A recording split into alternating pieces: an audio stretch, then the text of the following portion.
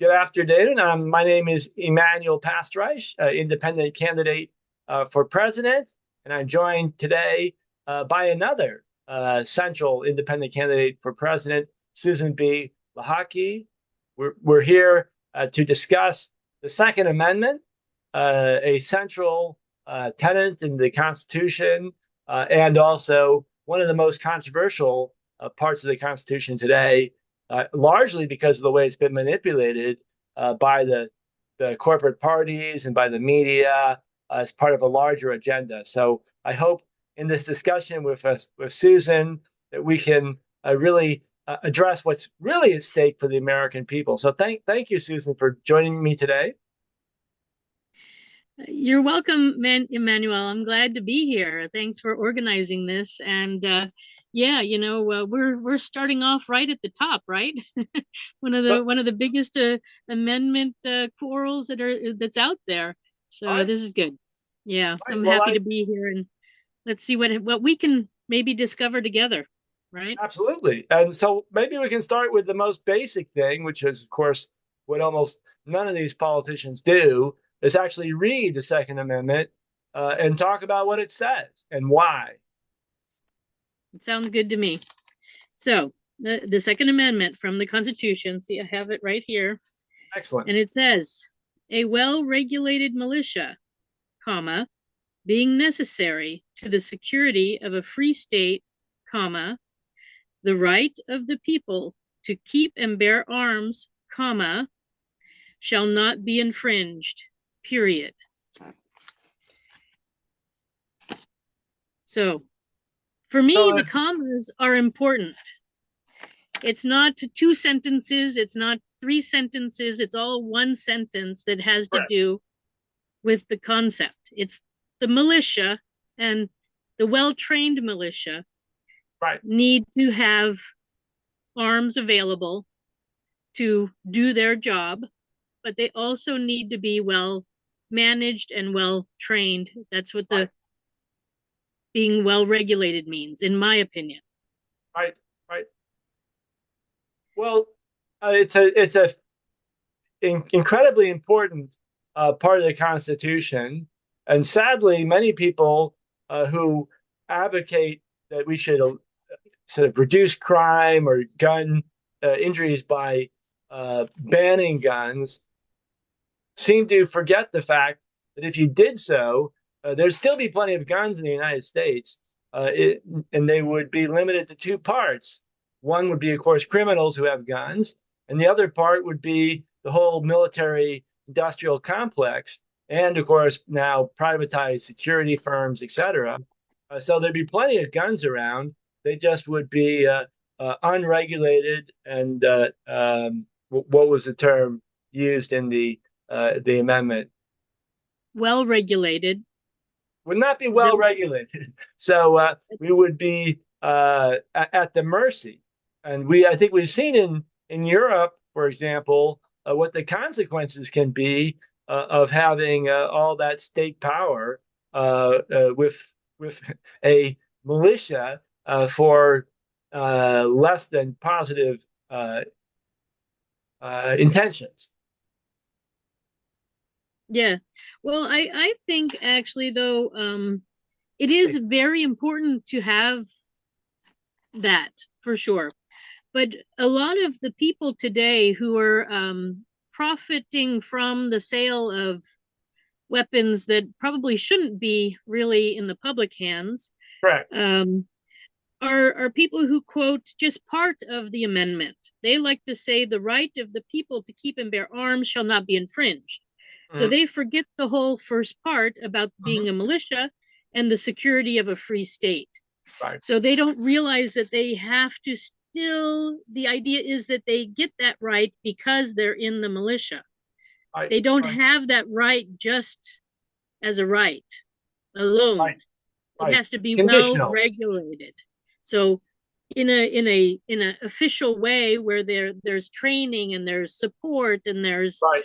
um, Right. checks and balances of whether you have mental health or not, because I think that's the biggest issue today is we got a lot of people who don't have their mental faculties and they Right. might have a lot of weapons at home.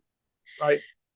But yeah, I think it is important. And oddly enough, today I happened to be down in Williamsburg, Virginia, and so Yeah. I went to talk to George Washington today, and How's I George? asked. He's doing well. He was farming. It was before the revolution, but he was Right. talking about how much tax the British are infringing on the colonies, and Right. there's a lot of people unhappy. So, but he told me that he had, like, I don't know, over 5 guns, certainly maybe about 10, some pistols and rifles. But he said that the best shots at that day and age, in Hmm. 12 seconds, they could reload and be ready to shoot again. Right. In like Right. 12 Right. to 15 seconds, the best shots. Right. Right. So the top people were pretty quick with Hmm. those rifles and guns that they had back then. Right. And however, they couldn't shoot as far as our current weapons do today. Right. Right. Right. And today, with some of these, like, automatic rifles, they can shoot up to 150 rounds in like 15 seconds. Right. Right. So, there is a difference between what was once, one Right. shot in 15 seconds to 150 shots Right. in 15 seconds. Right. And so, the power of weaponry certainly has differed, since the beginning. And Right. so, for me, it's we need to focus on mental health, well regulation, and making sure that that the people who have these weapons are okay mentally. And then perhaps we need to discuss, and this is something I think is important. Hmm. Well, as we know from previous discussions between you and me and Hmm. everyone else in the rooms that we've been in, that people are not feeling heard and not being in control of their government, and we have Right. a lot of illegal, fraudulent people in office. Right. So eventually my concept would be to put this out to the people, to put Right. it out in a referendum vote, to find out really what the US people want, because I think we're to a point where we need to really include the people so that they can feel heard. And so some sort of question on what should be available to the public. Are nuclear weapons, should they be available to the public? Where do we put the line? Right. Right. And there are, of course, all sorts of other weapons, which are, as we move into the next generation of warfare with nanotechnology and biotechnology, information warfare, which is now being used in your local shopping mall to dumb you down, use of electromagnetic radiation. There's a whole range of things, and actually, these are not regulated at all. That it's to a remarkable degree. I guess I tend to, in the discussion about Second Amendment, I tend to emphasize the issue of collective security. That is to say, that the real intention, and it's a valuable, important one, is collective security. That we should not outsource our security either to contractors, and that, for that matter, a mercenary style military or mercenary style police, which is often privatized, is also extremely dangerous for the citizens. So, to some degree, understanding how to use weapons, owning weapons, should be part of a collective security system, actually similar to what's been discussed in Switzerland. As I know you have some Swiss roots in terms of collective security.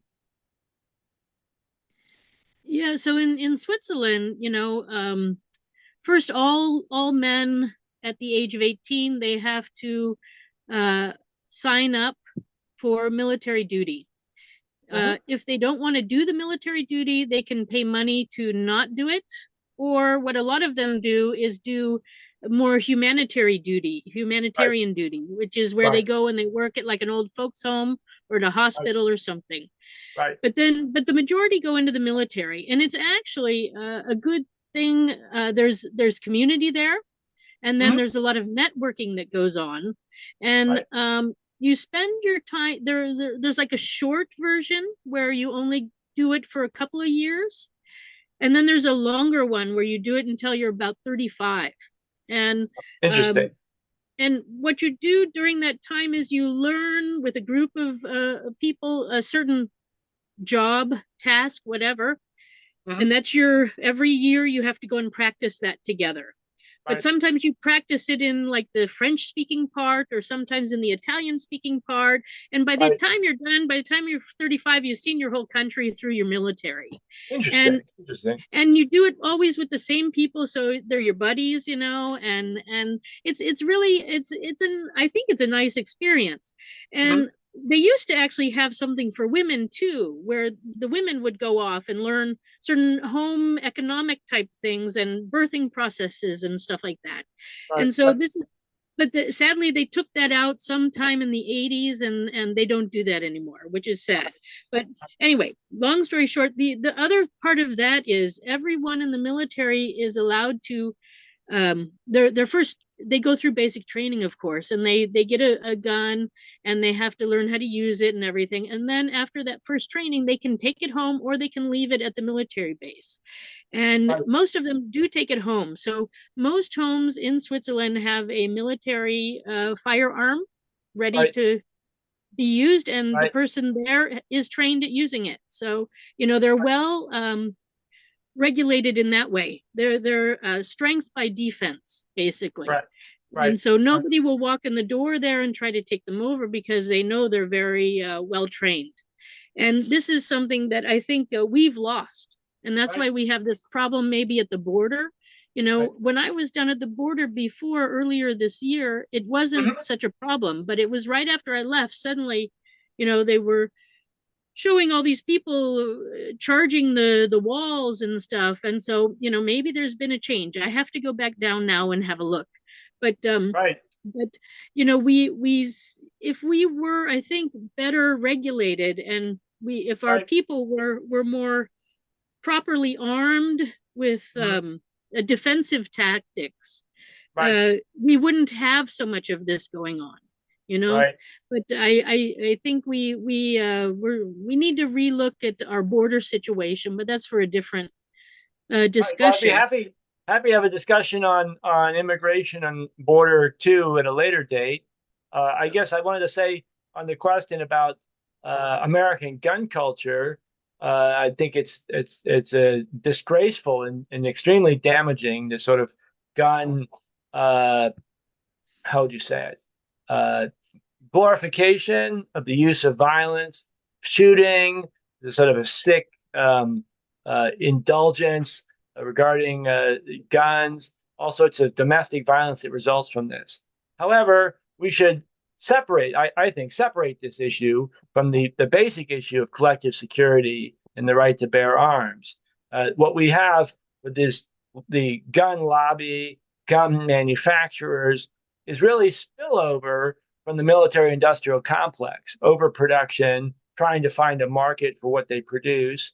And that's can't be separated from collective security, because the reason we have the military industrial complex in the first place is that we've moved to this mercenary structure, i.e., after the Second World War, we didn't properly go back to being a peacetime economy. And so we've relied basically since the Korean War, really basically on some form of military conflict as a form of stimulus for the economy, for driving the I mean, a whole variety of different issues involved here.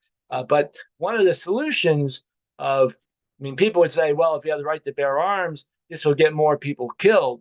But in fact, if the right to bear arms means that we move away from a mercenary military industrial complex, then obviously less people are going to be killed, right? Because we're not going to have as many wars. We're not going to be as deeply have these powerful multinational corporations who make money off of selling weapons and are marketing them.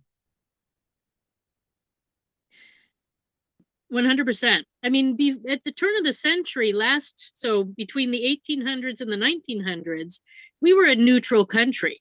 We were. And it was only because a lot of our people were from Europe that we kept getting involved in these European wars. And we actually, it wasn't, I think, I'm not a war buff, but I think it was, did we did we really declare war in World War One, or were we just involved in it? But Well, we World War declared war One in was World the War turning Two. point in what you're talking about, and it had a lot to do with the campaigns that were carried out by Cecil Rhodes to try and pull the United States back into the British Empire, which is one of the tragic consequences, also linked to the Federal Reserve and other aspects of the way in which so-called American corporations have their are legally in the Bahamas or British Virgin Islands or other previous British colonies to avoid taxes. But the result in the First World War was that the United States was really pulled into that war through a series of covert operations by the British Empire in the United States. And in fact, many people in the United States, I mean, I grew up in St. Louis, for example, very large parts of the United States before World War One, people spoke German. I mean, it was a major language in the United States, and of course French.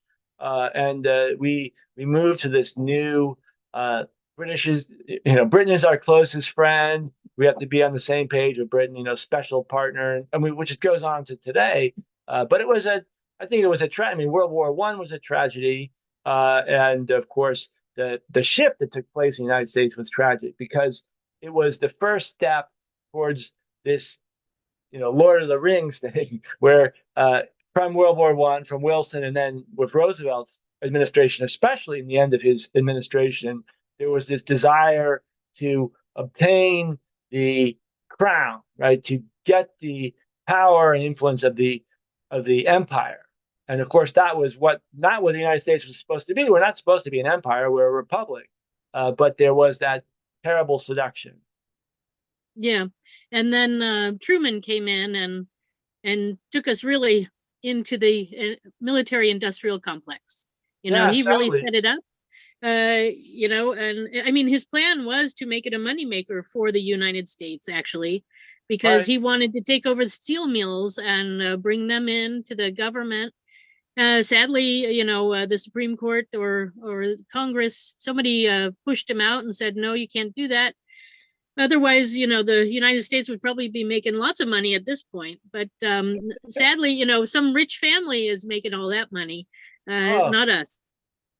right. Well, I mean, if we go back to the Second Amendment, if we had a well-regulated militia that was made up of citizens and was accountable and fell within a constitutional framework, we would obviously be much better off, and we certainly wouldn't be doing all these covert. I mean, basically, we now have a whole series of alliances around the world, most involving treaties which are secret. We now have uh, uh, intelligence sharing, training, weapon sales, in fact, which are classified, you have no access to. And this is, of course, all part of weapons, right? But it has nothing to do with you. So I guess the main sort of misunderstanding is the tragedy of somebody misusing arms at the local level is tragic, and it would be good to prevent it. But the tragedy of a country in which you have people selling and using arms at a massive scale for profit as part of an imperialist project is far, far more dangerous than the danger of some crazy person in your neighborhood using their little gun. Yeah, well, my take from today with meeting with George Washington was Oh, was was that they had them for of course defense against. There were lots of wars going on. There was right, England and France and Spain. They were all here and they were battling for all the territories. And then you got the Native Americans too. And right. And yeah, so there was, and then there's nature as well. The US was Right. pretty wild back then too. Hunting. So we had a lot of things and a lot of reasons for all the weapons Right. and the militia Right. Right. and whatnot. And towns had to sometimes defend themselves against pirates who were coming in trying to take over too. Right. So that was really necessary. Now we're not as rough and tumble as we once were, Right. but I think we do still have these variations coming in and Right. across a border, and then the other part was the militia then turned and was able to fight England and get away from the oppressor and the Right. taxation that was going on. So it's also a defense against tyranny, and Right. I've talked to many people who feel that they should that we don't have the right to know who has guns and we don't have the right to know all of this stuff. But I read today in our Constitution that actually, in case of emergency, the president has control over the militia. So Right. we can call them up and have them work for us too, as Right. well as the Army and the Navy, and I guess also the Air Force and everything, right? But Right. so the Constitution was written before we had an Air Force and even a Space Force. But Right. anyway, so the point is that it is a necessary thing. They need to, but they need to be trained. And the one thing that I also saw in Switzerland, and this is how they do it, in every town there's a little shooting range, and all guys between the age of like, you know, what is it, like 18 to 34, they have to come in and they have to show they know how to use this gun that the government has given them, and that they're mentally okay.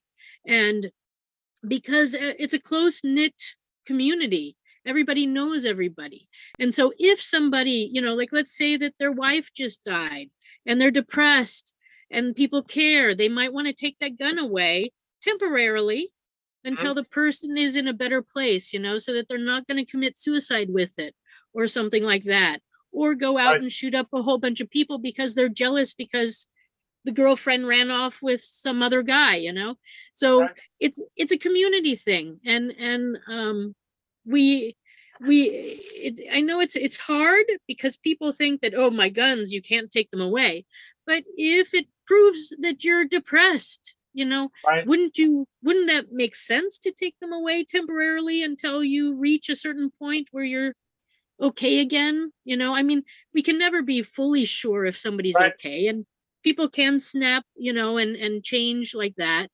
But for the sake of safety and protecting the public, I think we do sometimes have to restrain and take things away temporarily, not on a permanent basis, but just temporarily. Right. Well, I'd like to maybe, close with the emphasis on that point of community. That the real issue is not guns themselves, but a sense of community and responsibility. And on the one hand, obviously, people should, if they're going to have weapons, there should be a strong sense of community that's transparent and accountable. On the other hand, we shouldn't have a whole military complex which is not accountable to the people in a constitutional sense, not transparent. And so I think we can have a very valuable dialogue on this question of the Second Amendment in a larger context of how we make sure that the use of force is, I mean, it's going to be necessary in any human society, but that it's accountable to the Constitution and accountable to we the people. So anyway, I thank you very much, Susan, for joining today, and we'll continue our discussion. I hope we can touch on all the major issues which the politicians love to use. Yeah, I think it's a great idea. It's really good to hear, different points of view and to find out new information. So yeah, there's more than one way to tackle this problem, and I Absolutely, think it's, and a lot of our other problems too. So for yeah, no, sure. I would love to do this again and talk about other hot topics. That's Excellent.